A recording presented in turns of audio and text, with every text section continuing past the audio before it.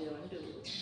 Assalamualaikum warahmatullahi wabarakatuh. Perkenalkan, nama saya Ida Safrianti, Jalan Guru Penggerak Angkatan 11 dari Aceh Jaya yang bertugas di SD Negeri 1 Indah Jaya. Di sini saya bersama Ibu Kepala Sekolah, yaitu Bu Kasviati, selaku Kepala Sekolah di tempat di mana saya bertugas. Dan hari ini saya akan melakukan wawancara bersama Ibu Kepala Sekolah kita. Bu, Assalamualaikum Bu. Waalaikumsalam, Bu Ida. Apa kabar Bu? Alhamdulillah baik.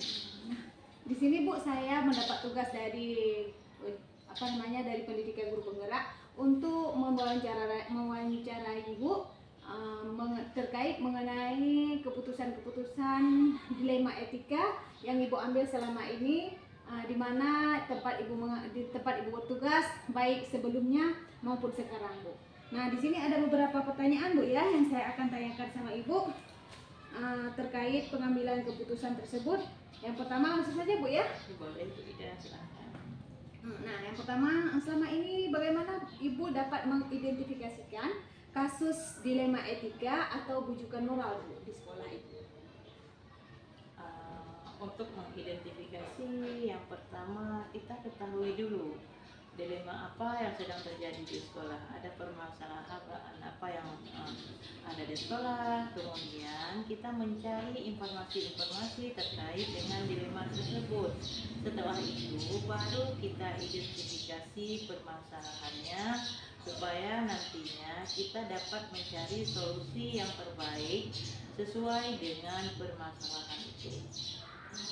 Begitu Bu ya, berarti diidentifikasikan dulu apa masalahnya gitu ya.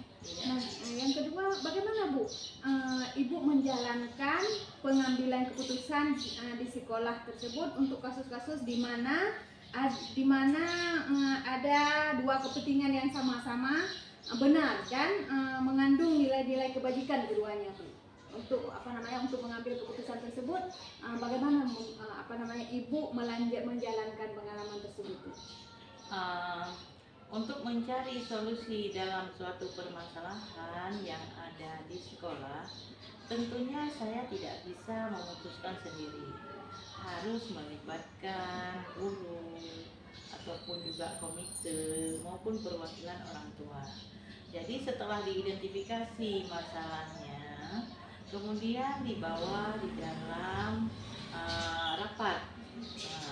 Kemudian disampaikan permasalahan yang sedang terjadi.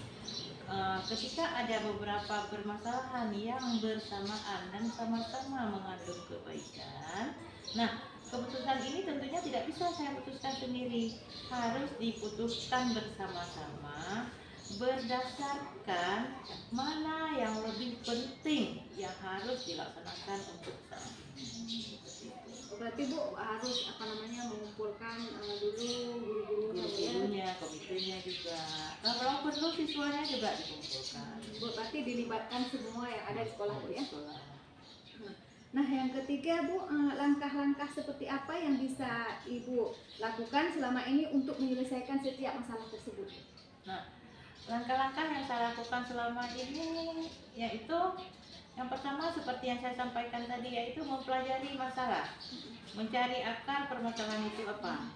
Kemudian ditinjau di segi kebaikannya, apa kebaikan dari suatu persoalan tersebut. Kemudian dibuat rapat bersama warga sekolah. Setelah rapat dilakukan, maka keputusan yang terbaik pada saat rapat itulah yang menjadi keputusan yang paling awal. Berarti Bu harus ada perencanaannya dulu untuk menyelesaikan setiap masalah Bu ya. Baik itu mengenai bujukan moral ataupun dilema etika Bu ya. Terus yang berikutnya Bu ya kan, apakah Ibu mempunyai jadwal tertentu dalam menyelesaikan kasus-kasus tersebut ataupun langsung diselesaikan begitu ada masalah langsung diselesaikan? Gimana Bu? Biasanya setiap ada permasalahan itu langsung saya selesaikan. Saya tidak menunda-nunda menyelesaikan masalah, karena ketika kita menunda permasalahan, takutnya akan terjadi permasalahan yang baru seperti itu.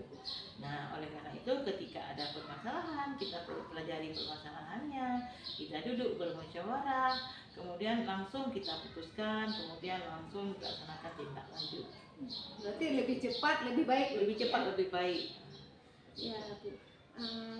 Baik Bu, ini ada lagi pertanyaannya, bagaimana apakah ada faktor-faktor yang selama ini mempermudah untuk membantu Ibu dalam mengambil keputusan tersebut, atau mungkin Ibu langsung bisa menyelesaikannya sendiri, ataupun ada orang khusus misalnya untuk membantu Ibu dalam menyelesaikan setiap masalah yang seperti ini, misalnya khusus untuk dilema etika ataupun bujukan moral, Ibu. Nah, kalau selama ini tentunya kita sangat membutuhkan orang lain, pemikiran-pemikiran, ide-ide dari orang lain juga dalam memutuskan suatu masalah. Terkadang yang kita tidak diketahui, itu namun orang lain itu mengetahui.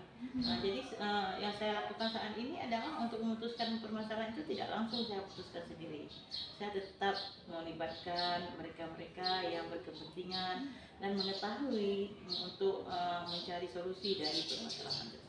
Berarti orang-orang yang terlibat itu bisa menjadi pengalamannya juga, ya, bisa menjadi pelajaran juga bagi mereka. Ya, Bu, ini yang terakhir Bu ya.